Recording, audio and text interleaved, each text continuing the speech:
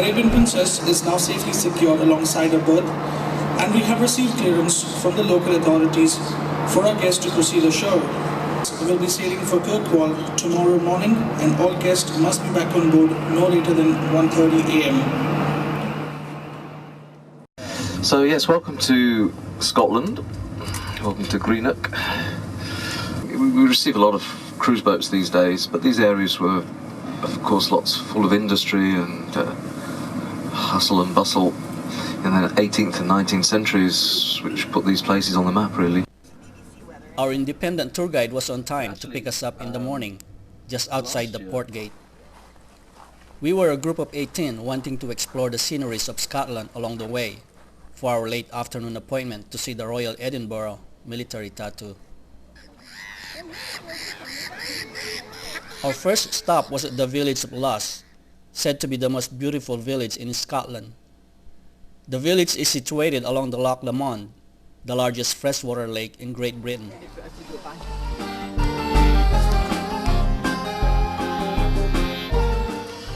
guys have a problem with geese here? Geese? No. Get very few geese, actually. We get Canadian geese coming over here for the summer from your winter, I think it is. Oh.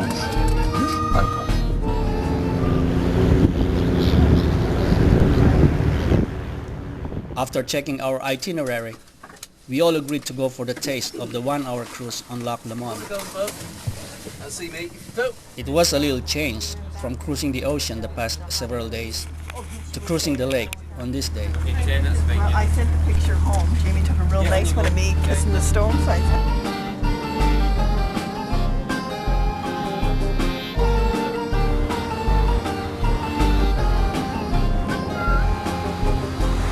On our poolside, to the left, you can see the Mayor of the Loch. The Mayor of the Loch was the last paddle steamer to be built in Great Britain, built on the Clyde.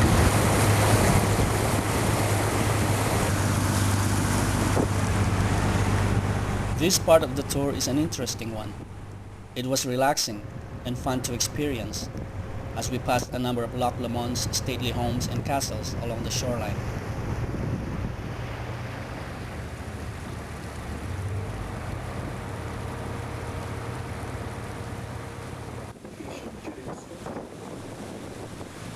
There were water sports activities and cruise commentaries about the histories behind those buildings along the shore. During the Second World War, the house was used as a convalescent home for American servicemen.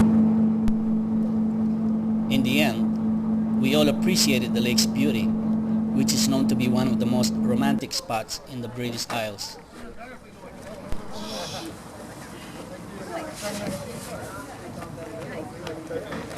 Yeah, the river leaving. Little marina. Yes, basically the river continues on and it joins with the Clyde. So we're heading east for a while, across the country. Moving on and continuing with our day's adventure and past these nice residentials, we crossed the green countryside to head for the Highlands, with some trivias to while away our time. They're now back. They were extinct for 400 years, but the white-tailed eagle has been reintroduced here. There is a mammal that has been reintroduced that is in America that you might not think about that is here now. No, it's actually a beaver. Yeah, the beavers died out, and now there's a controlled experiment in the west of Scotland, in the Knapdale Forest, and we now have beavers back in Scotland. So yeah, imagine living here, imagine fighting here, perhaps. It's a bit Jurassic, you feel like. You feel like a dinosaur's about to jump out onto the road around here. The other thing here to note is this forest, the bit at the back. These are spruce trees, and these are grown for the industry, for wood pulp. These trees are mostly for paper, tissues, cardboard, packaging, some pine furniture as well. It was in the forest park where we stopped for a few minutes for photo ops, enjoy the scenery, and breathe all that fresh Scottish Highland air. Take a photo. He Got our camera. yeah. Oh, okay. Sure. Yeah, make it you're right. And for others, to try the local wild berries growing in the area. Aldi, and they see. berries. And they were good too. Having a free lunch. Like camping sites here. There are camping sites, yes, but you can also camp wild. You can go anywhere you wish. As long as you're reasonably discreet. Soon, our next destination was within sight, the Stirling Castle. And again, we were more than ready to explore.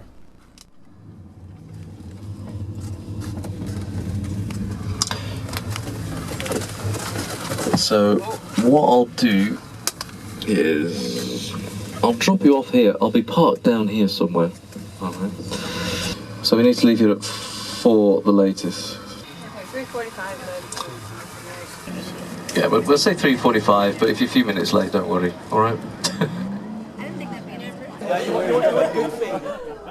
The Stirling Castle is one of the largest and most important castles, both historically and architecturally, in Scotland. Several Scottish kings and queens have been crowned at Stirling, including Mary, Queen of Scots, in 1542. What we'll focus on is the main buildings of the castle, which you can see lying behind me here, the palace and the great hall of their neighbours. And that takes you back a good 500 years ago, back to the Stuart kings and queens of Scotland who once lived here. They lived here part of the year, incidentally. They had other castles as they moved to Edinburgh. At designated meeting point, we joined the in-house guided tour to take us around the castle, before being on our own and free to explore the grounds a little more. Of course, in the centre, the king would normally sit on the right, and that's the throne you can see with the red line and the yellow badge there. That's the symbol of the monarchs of Scotland. The queen often sitting on the left. It would depend who ruled at the time.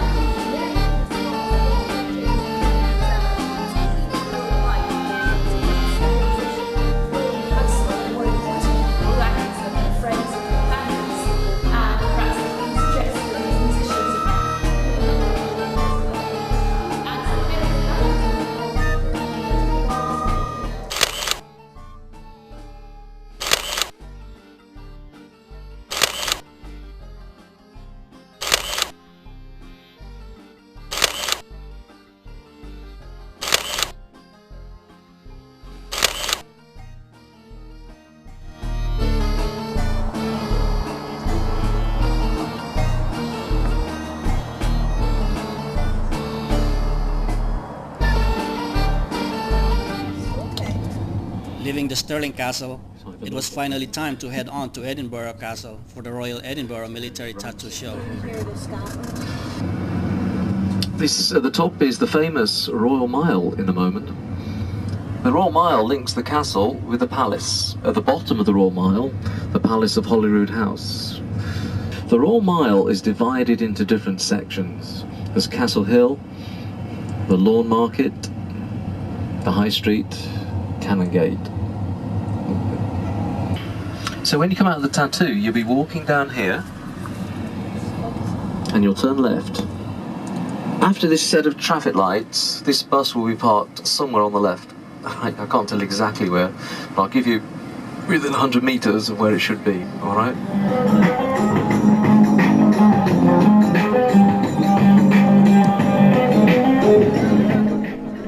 This place was busy and full of people, like some kind of festival was going on. And shortly after our guide let us go and making certain where we need to queue for the tattoo show, we walked around to look for a place to eat.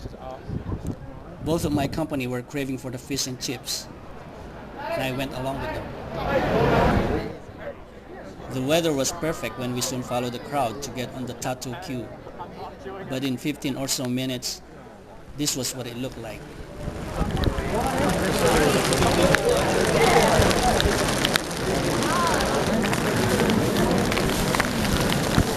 I wasn't prepared for it. However, I was really lucky to have cruise friends who saved my life and not get wet. Guy that saved my life. Mike and Beth were ready for this type of situation. And Mike had an extra disposable raincoat for me. That's bad.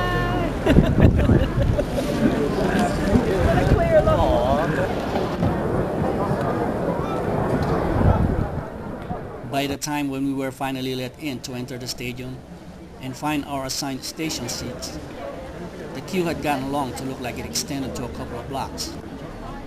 But everything happened in an orderly manner.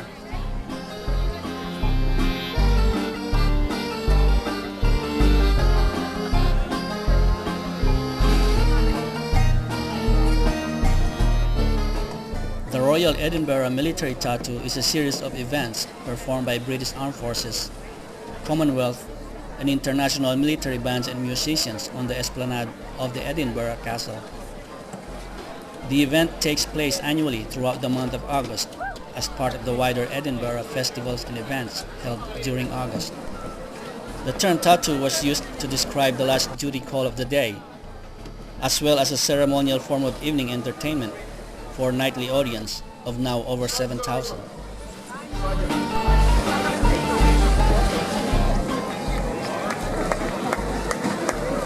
The toast was 100,000 welcomes to you all to the city of Edinburgh to the castle. Long, happy life and peace to you all. Health to the Queen, health to you all. Welcome to the 2016 Royal Edinburgh Military Tattoo.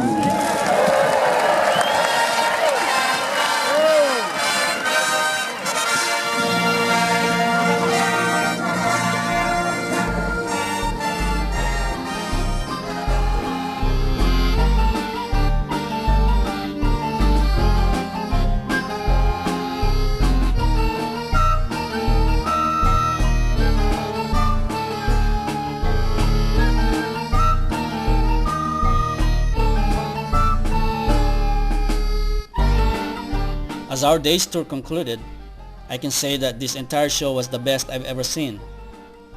Non-stop for about 2 hours, it was worth watching every minute of it, even though the rain continued for some time during the show.